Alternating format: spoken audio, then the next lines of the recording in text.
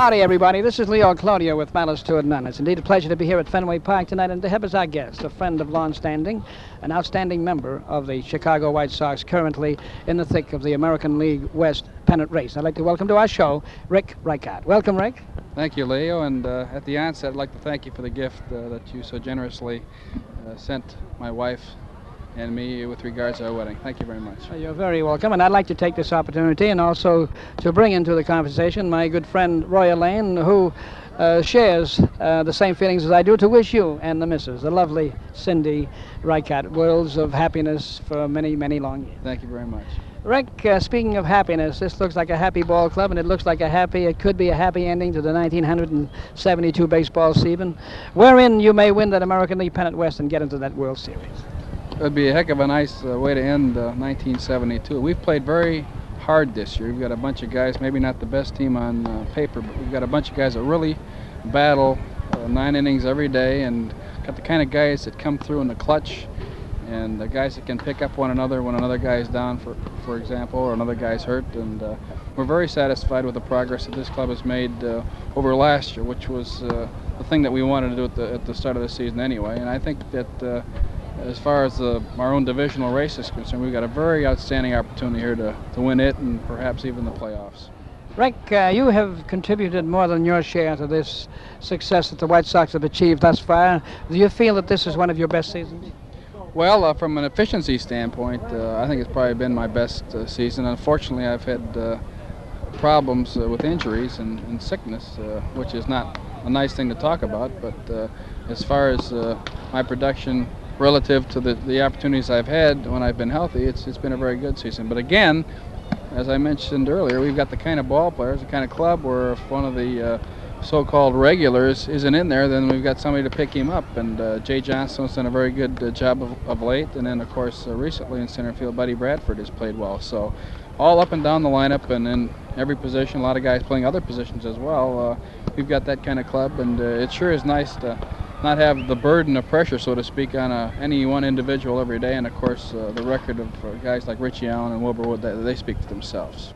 Rick, do you figure that you are mighty fortunate to be playing baseball today in view of the fact that you underwent major surgery a few years ago, something which probably would have forced most Major League ball players to retire for good? Well, you know, in our experiences in baseball, we're called upon to make appearances in different areas, some of which involve hospital situations where veterans are back from the wars and guys that are under a much more severe handicap than we are, even those of us who exist with one kidney, such as myself. And I just feel thankful that I'm healthy now today, and it's an added bonus for me to have the opportunity to play in the major leagues, and a wonderful situation it is for all of us to enjoy this kind of experience.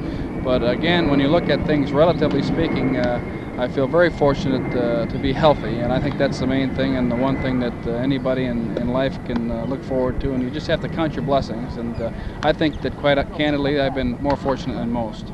And Rick, you know, to have fought back, one has had to have attitude and desire and determination such as yourself and still hold your high position as a top Major League Baseball player with the Chicago White Sox.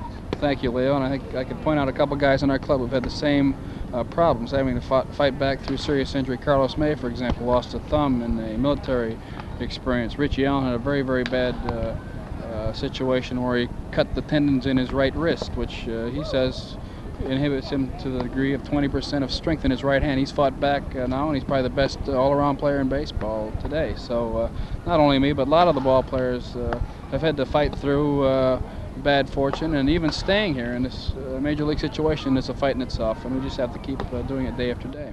And another one, too, whose career could have ended very shortly as a result of disappointment is Wilbur Wood, who was never did develop into a top starter like he would have liked, but develop into the outstanding relief pitcher in baseball, and now a starter. Right, and Wilbur, too, you got to give him credit, but in a different light. He's had to use his mind and adapt to the situation where he didn't have quite the ability to throw the ball past hitters. He didn't have the real good curveball, but he's developed an outstanding knuckleball, and right now he's the odds-on candidate to be the Cy Young Award winner in our league. And you could have the Triple Crown winner in Dick Allen. Well, I don't think there's any doubt about that. He's the best player in baseball today. It's a wonderful thing that Dick was able to find a home in Chicago, a place which apparently has accepted him, and he actually belongs there. Well, I think that Dick would belong wherever he played. It's just that he's a little bit ahead of the game. His thinking and everything, I think, is most proper in every instance, and I think that he's 10, 15 years ahead of our society as far as that's concerned. I think it just now a question not so much of being welcome in Chicago, but society is finally starting to catch up to the way he thinks, and I think that this is the kind of year that really bears him out as far as his correctness is concerned. Rick, I know that before you get into the World Series, you must hurdle the winner of the American League East. However, if you are successful in winning the American League West, is there any preference as to which team you'd like to meet in the World Series, either the Pittsburgh Pirates or the Cincinnati Reds? Well, first of all, I would like to play the Boston Red Sox in the playoffs because I enjoy playing here, and I think that it'd be a very happy situation. But as far as the World Series is concerned, there's no preference at all. I think if we get to that point, we'd be very fortunate indeed, and I think that any team we play, we're going to just have to do our best against. That's so true. Rick, I certainly want to take this opportunity to wish you worlds of luck to win that pennant and that World Series, and as I said before, also much happiness for you and your bride for many, many years to come. Thank you very much, Lou. My pleasure. Thank you, Rick.